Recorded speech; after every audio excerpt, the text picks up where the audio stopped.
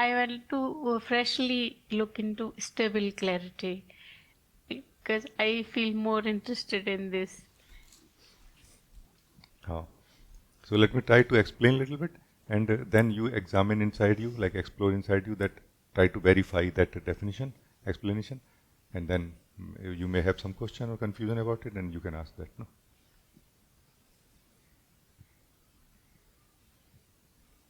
Like inside ourselves, lot of confusion is living. To understand stable clarity, we need to understand confusion. Lot of confusion is living inside us. What is confusion basically is at the mind level, at the knowledge level of the mind, at the knowing level of the mind. You can say knowledge level of the mind. We are not certain about things.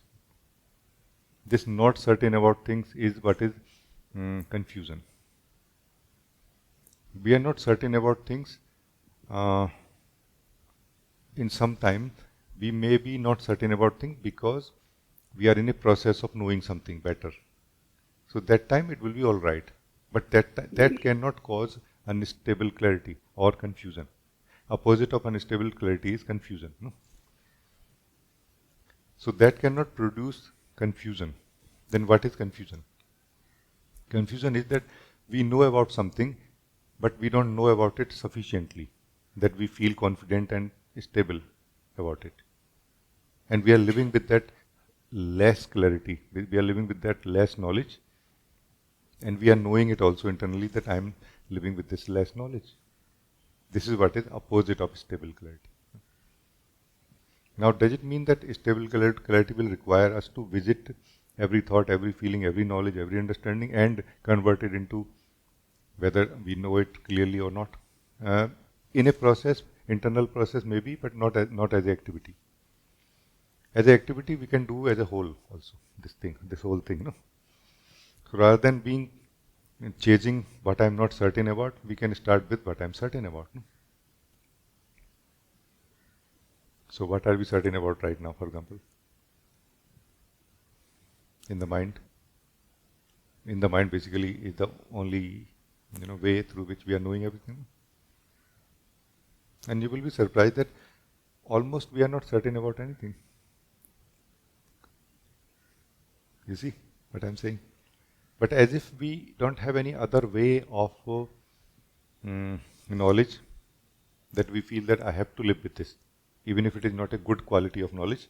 Confusion basically is a not good quality of knowledge. No? It's like a poor quality of knowledge, which has just a little bit knowledge, and mostly the the gaps have been filled in by guesswork. No? Like little bit knowledge and mostly guesswork. No? This is what is confusion. No? And this is what does not help us in life.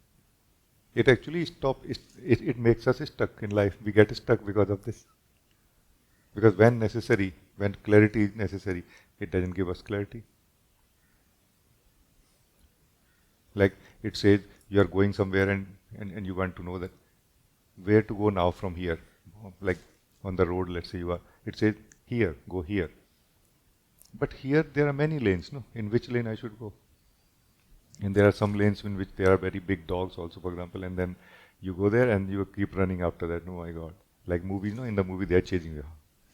And that's where our mind is continuously causing so much trouble in our life, because we are entering into the wrong lanes continuously where we don't want to enter and we should not enter also. So how to begin? Just like this, that what are we certain about right now? In the mind, in the knowledge of the mind. If we are not certain about anything, we can be certain about it right now, that I'm not certain about anything. And this will be called the first stable clarity. No? Do you see what I'm saying? But as if most of us still have hope from this half-cooked knowledge of the mind, which is basically confusion or causing confusion. No? As if we still have hope from this partial knowledge, circle of this partial knowledge of mind, that we keep trying to improve it. But we are not seeing the fundamental mistake in it. That even to know that none of it is useful is so much more stable clarity and ground of stability than to have knowledge of this whole world in this format. No? So this is where we have to see clearly. You know what I mean? It doesn't mean that we have to drop this knowledge. Nobody can drop the mind so easily. For that, we have to know ourselves and create another circle, a new mind, a natural mind. Then only this mind will drop by itself. No, but like it has to be abundant in some way. This method or way of looking, knowing, living has to be abundant in some way. But only when we have created another method or another circle. No,